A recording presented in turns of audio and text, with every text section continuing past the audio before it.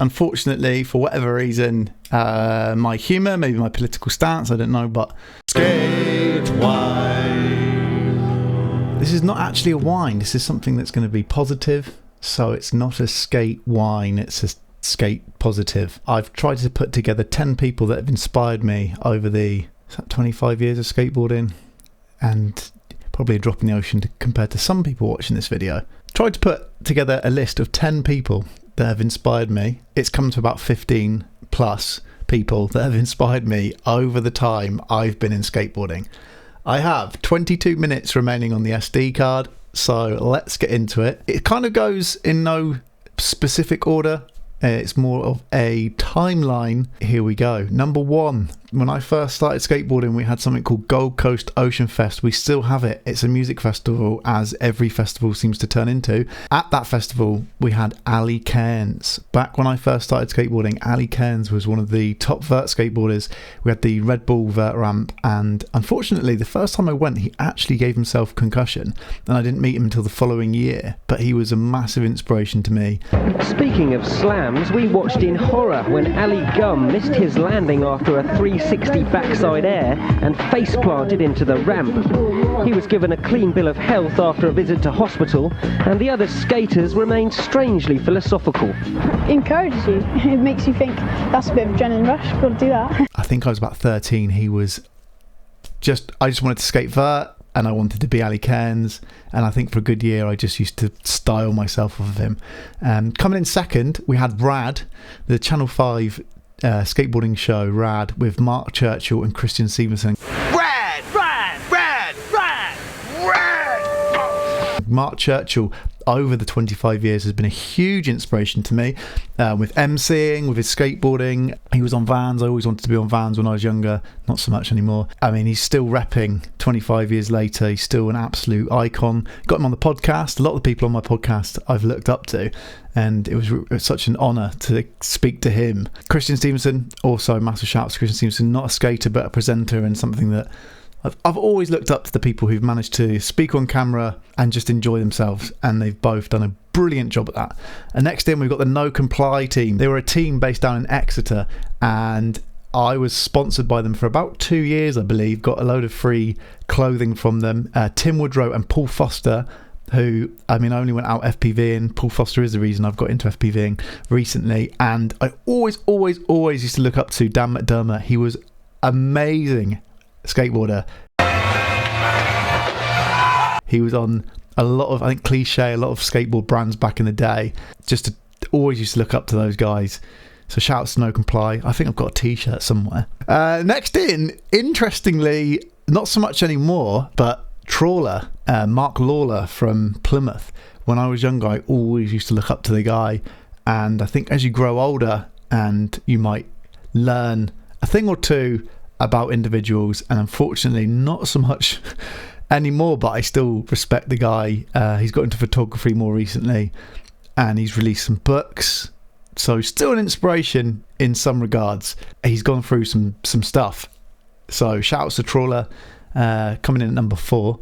Number 5, Lee Blackwell. Lee Blackwell, when I was going through my memories, Lee Blackwell, I'll always remember Lee Blackwell at Boardmasters, again back when it used to be a skateboarding and extreme sports festival. Lee Blackwell was on the microphone, and it was the one time I ever beat Trevor Johnson in a mini ramp skateboarding competition. I think it's probably because he built the ramp, and it would have been corruption if he just came first and won all the prizes. So that was I think I was 19. That was a great memory of that festival. Coming in at 6, he's been a skate dad to me, really. Between the ages of, like, I think I was 17 to maybe 23 or 24. Mike Day would consistently take me down to Mount Hawk. What managed to get my vert skateboarding where it got to was because he would take me every Sunday down to Mount Hawk, and we'd practice. And I mean, over the couple of years that I was skating vert with him, really did increase my potential at vert skateboarding.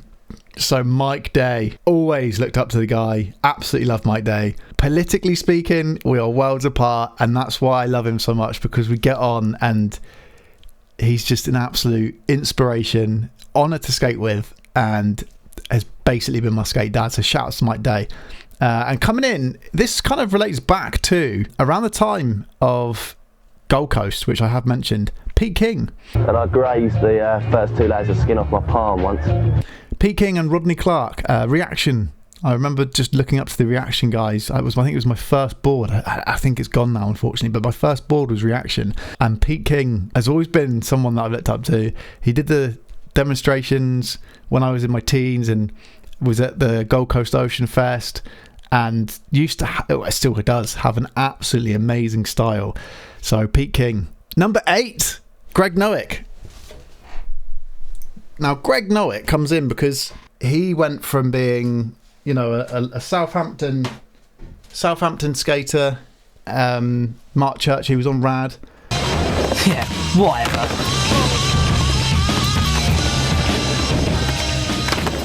I can't not look up to the guy. He's an absolute incredible skateboarder. I remember speaking to him about vert skateboarding. It's like, I wouldn't go anywhere near vert, it's too big. And now I knew he'd be able to transfer those mini ramp skills into vert skills. And here we are. He's an absolute legend. Smashes the vert ramp, and he's got a vert ramp in his back garden. I need to get him to sign that board. Number 9. Number 9 is Trevor Johnson. And Trevor Johnson was coming at number 9 because I was meant to do 10 people. And Trevor Johnson, I remember, like I said, back at Board Masters, beating Trevor Johnson, and he still does, and back then did, smash mini ramp. Same as Greg Nowick, and as a transition skateboarder, always thought that Trevor's skills on the mini ramp were amazing, and now I'm inspired by him because of his skills in making skateboard ramps, managing teams, and his ability to really push skateboarding skate parks in a really positive way. And he is absolutely anal about skate park building, and I think that we need that. He's making skateboard parks to the best of probably anyone's ability. So Trevor Johnson coming in at 9. Second, Skate Dad, someone I've always looked up to, and I genuinely feel that, I mean, skateboarding doesn't own you anything, but I genuinely feel like the godfather of British skateboarding, who even now with skateboarding being big and being in different aspects of the pop culture, and this guy still remains outside of it all, you know, all the big brands and the Olympic circus that we have going on. Sean Goff, just he's been there from day dot, from what I remember. I think he was like a pro skater when I was being created. Someone that I have looked up to, I've learned a lot from. He's helped me out with a number of things in my life, just speaking to him and getting his kind of input on stuff. And he's just so helpful, so open-minded, beast on the mic. I mean, I feel like he should be emceeing a lot more stuff professionally than he is given credit for whatever reason. But Sean Goff. So Sean Goff's number 10, and then I realised that this list was getting too big, really. Kind of the biggest inspiration in my skateboarding from the moment that I met them in New Zealand till now.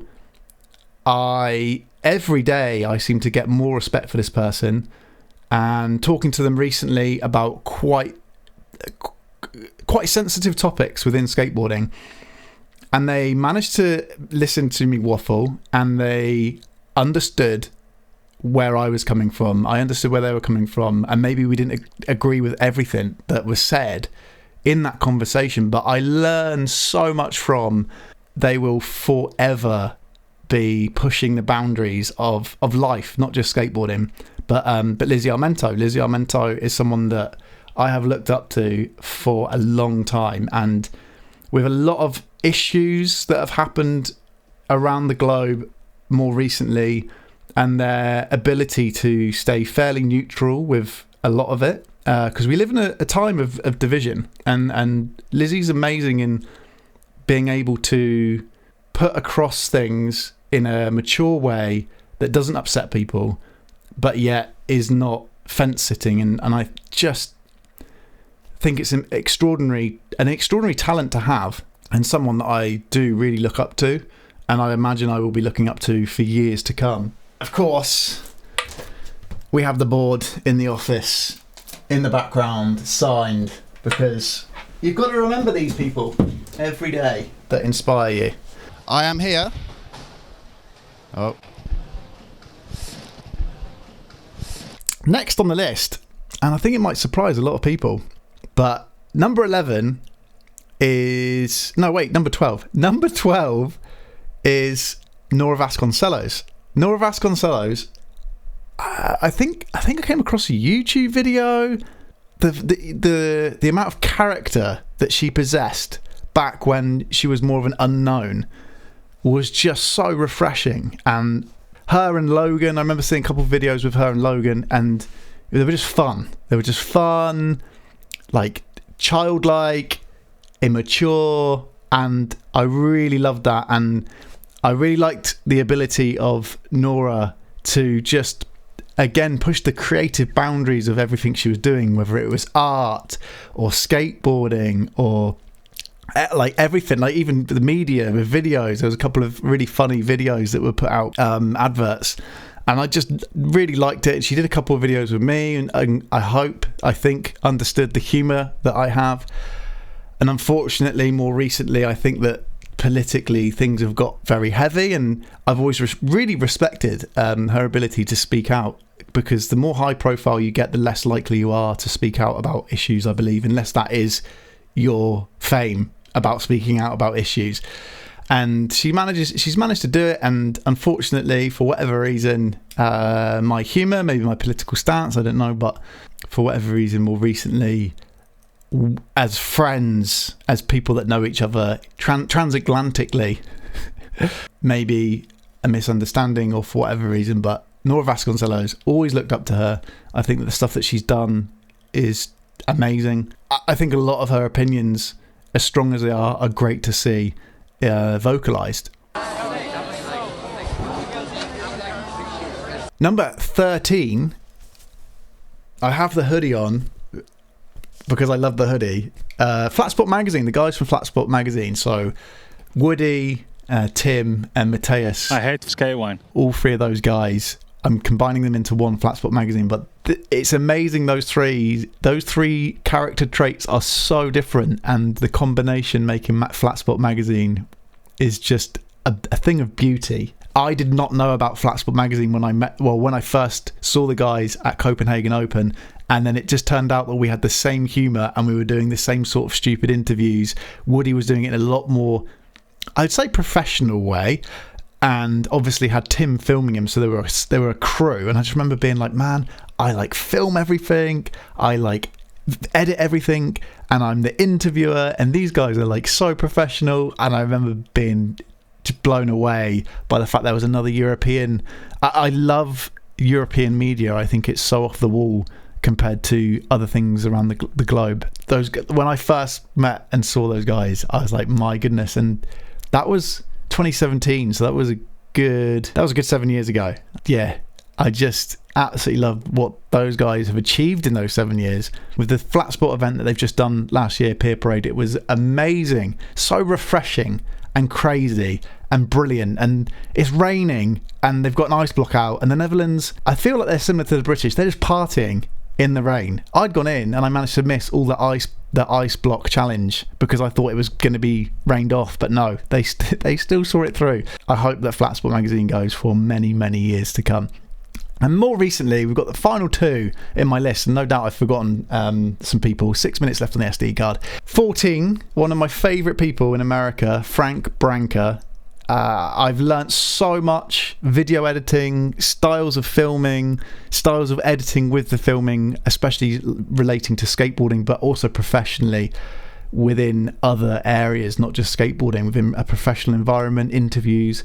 Frank Branca is amazing, running Branca Media, and I have so much admiration for Frank and his family and what he does, and the ability to bring people together in an amazing way. So Frank, massive shouts to you, a brilliant person to have met in my skateboarding timeline.